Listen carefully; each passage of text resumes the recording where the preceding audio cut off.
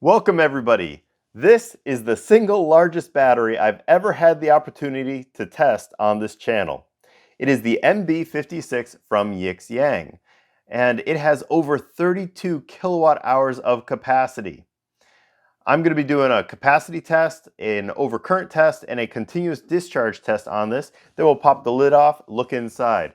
It is huge. It comes fully assembled, ready to go. You just take the cover off and start using it. So here we go.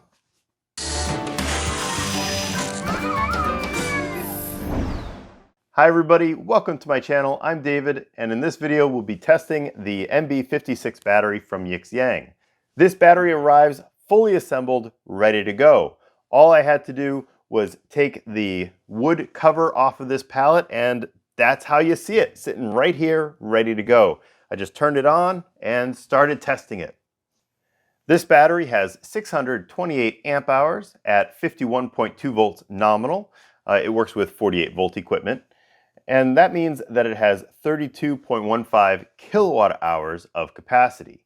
And that is going to be our first test.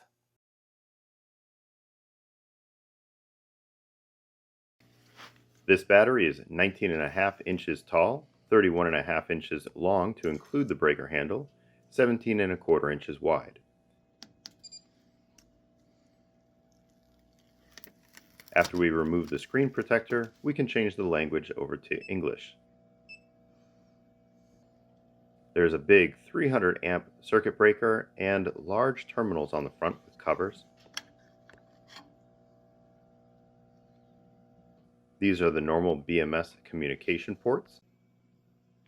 To charge this battery, I'm using the charge verter from EG4 set to 100 amps. It's my favorite charger. I use it all the time. We are ready to begin the capacity test for this battery. It should be just over 32 kilowatt hours. We're charged at 100%. Let's turn this on. Now all the power will flow up through this Victron Smart Shunt. So all the power will flow through there. We'll measure it in kilowatt hours. It then goes into this Growatt inverter. We'll turn this on. This is producing 240 volts AC, which will then go to the charger. I have a couple of chargers here, which then go into my house battery system. I use the charge verter, and that will then charge these batteries. Okay, so we're all paired up. So this app is showing the Victron Smart Shunt. We'll go to history and we'll make sure that it's all zeroed out, which it is. We'll turn that on. Okay, so the charge verter is slowly ramping up. This is all done and set up. All the power is flowing out of this battery and into the house battery so we don't waste it. And we'll be able to measure this right here at discharged energy. And we'll catch back in 6 or 7 hours and see the end. We are nearly done with this capacity test. We're still discharging, but it's been over 6.5 hours. We're almost done. Over here we can see just over 47 volts. Now if we check out this screen, these are all the cells, and once the lowest cell, which is in red, hits 2.5 volts, then the pack will shut off. Alright, this screen just turned to 0%, 2.6, we're probably just 1 minute away from this thing dying. So the rating over here, 628 amp hours, 32.15 kilowatt hours. We got well over that, 34.3 kilowatt hours. And this thing is just about to die. Wow. Well, this battery definitely lived up to its capacity rating, well surpassed it on the very first time right out of the gate. So great job on capacity for this battery. Next up, we'll test overcurrent. The manual says that this can do a maximum of 250 amps continuous discharge, so we're going to go over that. And I'm just going to throw a bunch at it and see what it can take. Now these are the bolts that came with the unit, and they're very short, so I don't want to use these when I need to load up multiple things on the terminal. So I've already got the negative side here connected, one wire going up to the inverter and one wire going to my DC dump load. So the next side we're going to do the same thing. So in this case what I'm doing is I'm just getting a longer bolt with a nut and a washer on it. So here's one of the wires, put it through that. So the bolt's bottomed out, so now I'm tightening the nut on it. All right, so what I'm going to do is I'm going to tighten the nut with a 14mm wrench, and I'm going to hold the bolt with a socket. There we go, nice and tight. So let's turn this on. Oh, and I charged the battery, so we're at 99%. Turn that on, and the inverter. While the inverter is turning on, let's look at the dump load.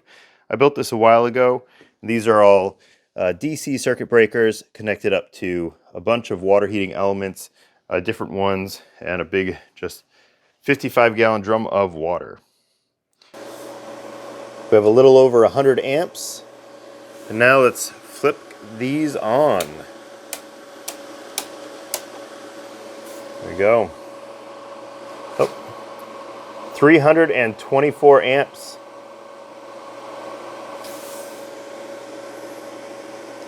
Wow, it's still doing it. How long is this lasting? There we go. And alarm. That was about 5 minutes. Overcurrent protection. Right?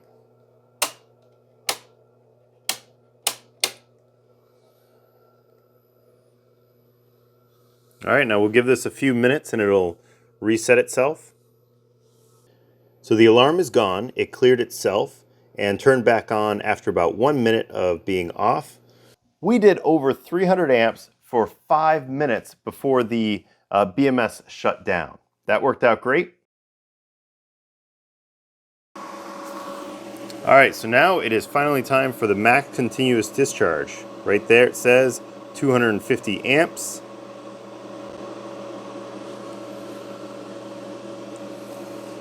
We've got 100.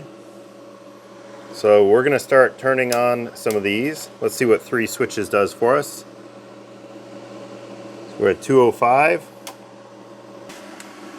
All right, so we're bouncing a little bit, but I have seen 240. So we're gonna call that 240. We're below the limit, so that's good.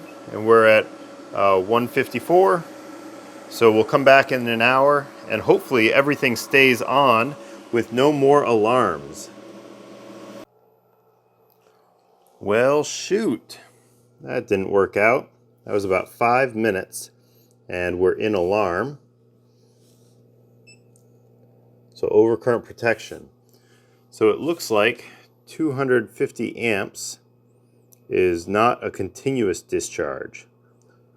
So maybe the maximum charge is actually 200. That's too bad. Darn. All right, well, I'm going to turn these off. And once this resets, then we'll try again. Okay, we're going to try this again. Here we go. Let's see what happens with those. So now we're bouncing right up around 200. Now let's see if it shuts down after 5 minutes. And here we are, 1 hour into this test. And at this rating, just a hair over 200 amps, it has survived. So it will run at 200 amps for an hour. So the continuous rating. I just wish that this continuous discharge right here at 250, if that actually worked. Well, unfortunately, I'm disappointed on this test. The manual said the maximum continuous discharge current is 250 amps, and unfortunately it kept shutting off after 5 minutes. I actually did more testing than what I'm just showing on camera here. Now hang on just a moment. Before you jump to the comments, I have an update from the manufacturer about the maximum continuous discharge. Now, I've been chatting back and forth with the manufacturer about the results of the testing to let them get a chance to reply so that I could share with you their reply in this video. I sent them screenshots of the parameters of the BMS, and it turns out that they programmed it wrong. Now, I really hope that they update that for everybody else, for any new ones coming out of the factory. All right, so what did I do? Well, I logged into the battery management system using the app on my cell phone. And then I checked the model number on the BMS. And here's the screenshot from that. And then I cross-referenced that to JKBMS's website, where I could look at the BMS. Here it is. And I pulled up the manual for the BMS. It says that it should be able to handle 300 amps continuously with a surge up to 600 amps. So yeah, the manufacturer sent it out the door with the wrong programming in the BMS. So Yixiang sent me a password for this BMS so that I could update the settings on the BMS and put them to the correct JK BMS's settings. So we are going to rerun the continuous discharge test just in a moment, and it should work much better once we update the settings. Now, this is still wrong. Yixiang should have never sent it out the door without properly testing it, having some kind of quality control to make sure that the BMS has the right settings. But I have verified that it is a good 300 amp BMS. It's a good hardware, but it has the wrong software on it. So we are going to make that update. I've made Yixiang aware of it, and it's my hope that they fix that on the assembly line and send out the new ones out the door with the right settings already programmed. So let's change the settings, and then we'll rerun the continuous discharge test. These are the settings on the BMS. We can see discharge current is currently set to 200 amps, so let's try to change that. So we'll change that to 300.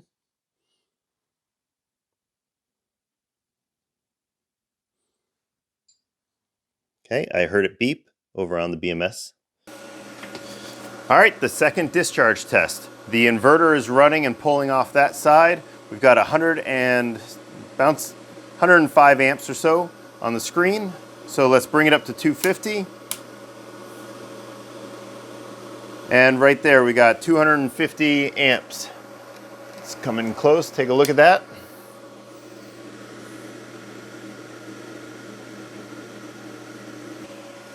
And let's start that.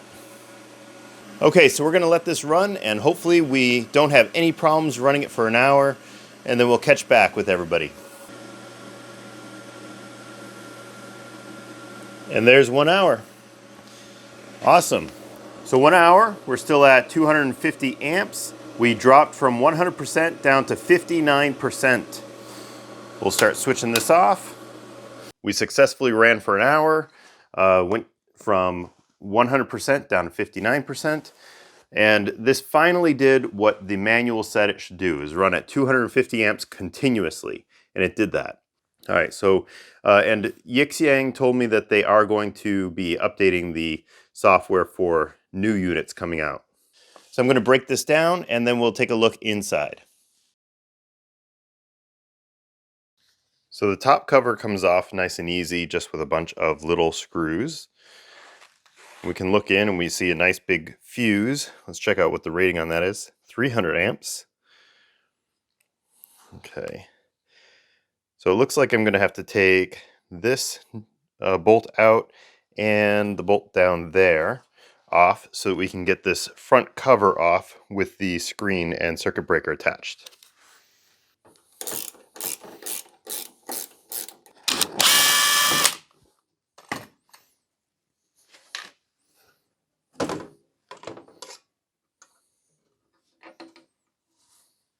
So come on in, check this out. So we have our big fuse there. These are fire suppression, and then our big BMS. And yeah, the cable connections there are nice and beefy.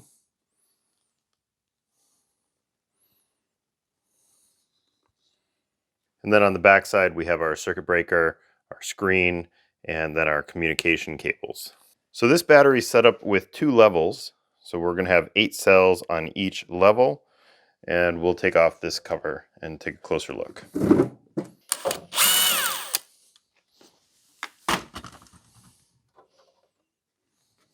Okay. So this is a phenolic board. It's a fiberglass insulating board.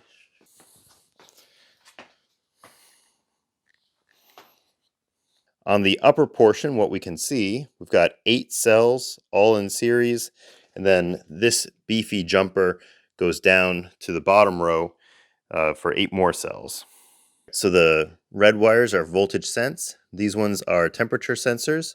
So these jumpers, these are flexible, so if there's expansion or contraction, they can move a little bit without putting stress on the studs. This battery from Yixiang is built really well. I'm impressed with the quality of the construction of it. The nice steel case, the cells all look perfect.